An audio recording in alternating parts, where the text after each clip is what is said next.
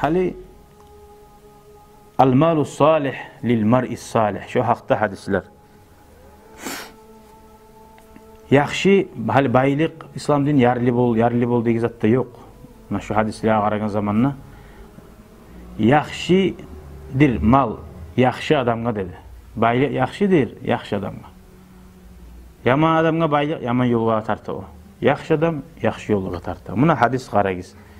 Sami'tu abi yaqul, sami'tu Amr bin al-As radiyallahu anhu qal: Ba'atha ilayya an-nabiy sallallahu aleyhi ve sellem.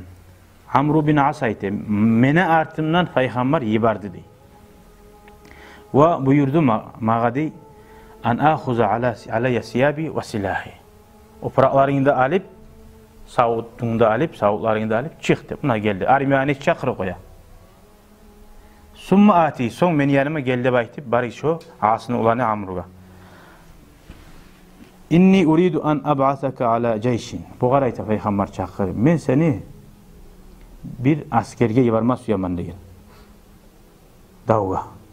Fayagnamakallah ve seni Allah bayetkenini suyaman degen. Davgada yibara, bayetkende suyaman degen. Ve azgabu laka zugbatan minel mali salihatan ve sağa maldan, ay dünyanın malinden, baylığından berme de suyaman, yaxşı kuyda, yaxşı mal degen. Bu asaba aytkan. Men aytdim li Amr bin Az. İnni lem uslim rağbatan fil mal. Ya Resulallah.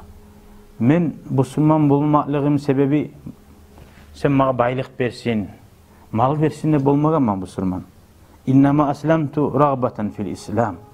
Gertidanna canım ganımlan İslam dinini suyup, oşatıp Müslüman bulgan man. Fa akuna ma Rasulillah.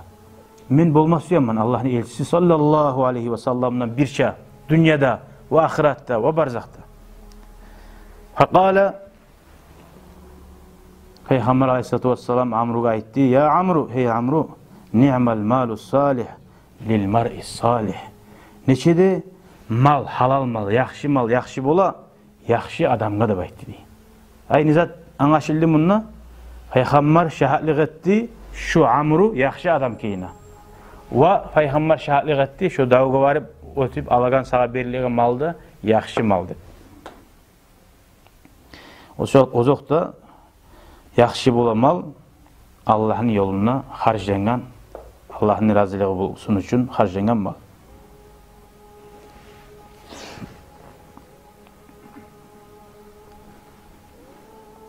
Daha bir yerini düşürü koydum, bir hizin.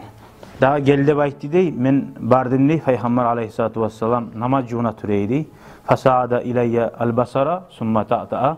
Men bargan zamanla gözlerin göterip mağabab qarab, son başından salip, summa son aytti dey, hey Amr, men seni askerge davvayı varma suyaman dep qalgani biz eskerin kuyda.